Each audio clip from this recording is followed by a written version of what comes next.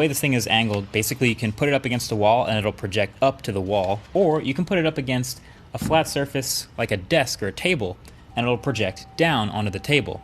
Once you do, it'll automatically sort of start to calibrate itself and sharpen it up, and once it's done, you have your projection. But here's the catch. It's a touchscreen projection. So this 10-point multi-touch element kind of unlocks this giant tablet experience anywhere you can find a flat surface, which you'll start to realize is like all over the place. And it's actually a lot more responsive than I thought it would be. Maybe it's because I've tried some pretty garbage, gimmicky versions of this in the past, but this one is really good. Basically, the limitation is you still got to make sure you're not casting a shadow on the element you actually want to touch. So if you want to hit this button, for example, don't block the light from above it. You just got to come from the other side of the light and touch it, and it works perfectly. But once you get the hang of that, it's all green light. You can literally play multiplayer games 1v1 against people, whether it's tic-tac-toe or board games or Pong or air hockey. We've tried all of them, and they all work.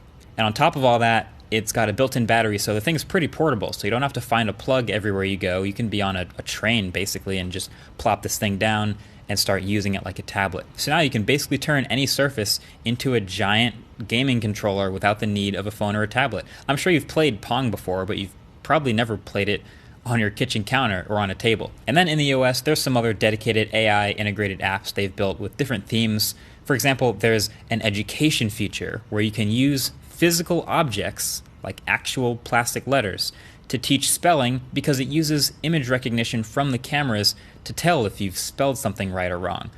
There's a kitchen feature called Future Kitchen that lets you project recipes onto your kitchen counter, for example, or your cutting board, and it guides you through cooking them on your counter. And it'll even use that camera to recognize ingredients you scan. There's also even a fitness app where in one direction it points the workout program video onto the wall, and then on the other side is the camera facing you, and it helps correct your form and count your reps and track your body. So really interesting stuff that's been benefiting from the AI engine.